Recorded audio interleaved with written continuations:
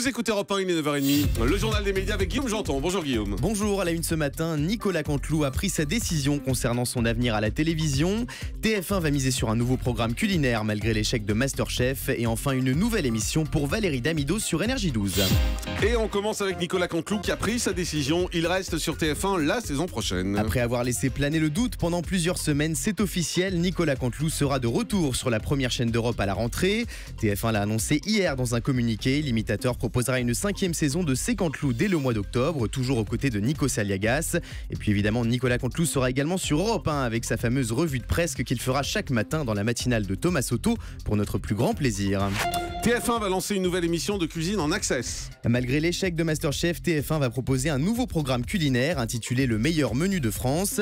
Diffusé chaque jour à 17h, ce concours mettra en compétition 5 chefs restaurateurs d'une même région qui tenteront de convaincre un jury composé du chef étoilé Yannick Delpech et de Laurent Mariotte qu'ils ont réalisé le meilleur menu de France.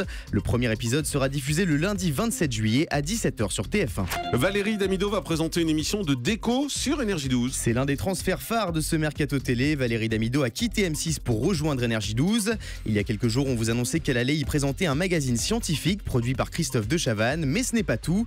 La reine de la peinture et des salopettes a annoncé à Téléstar qu'elle allait revenir à son domaine de prédilection à la télévision puisqu'elle planche actuellement sur une nouvelle émission de déco pour la rentrée prochaine sur Énergie 12.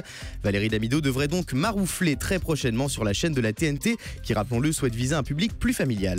France 2 va retransmettre en direct le feu d'artifice du 14 juillet. Ce traditionnel feu d'artifice s'est considéré comme l'un des plus beaux au monde. Il sera retransmis en direct sur France 2 mardi prochain dès 21h15. Chaque année, la ville de Paris propose un thème différent pour ce grand spectacle en plein air. Alors quel est le thème de cette année et comment a-t-il été choisi?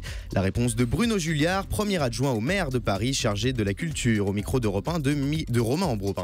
Cette année, la maire de Paris, avec nos partenaires France Télévisions et Radio France, ont décidé de choisir un thème qui est l'accueil. Paris accueille le monde parce que d'abord nous allons accueillir la COP21 à la fin de l'année, l'Euro 2016 à l'été 2016, et puis il ne vous a pas échappé qu'il y avait quelques rumeurs sur d'éventuelles candidatures pour d'autres grands événements internationaux.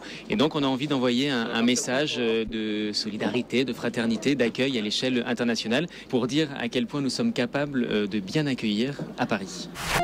Laurent Bazin va faire son retour sur iTélé à la rentrée. L'ancien présentateur de Tout peut changer sur France 3 et ex-matinalier d'RTL va rejoindre la chaîne info du groupe Canal+ à la rentrée pour réanimer une tranche d'information entre 5 et 7h du matin.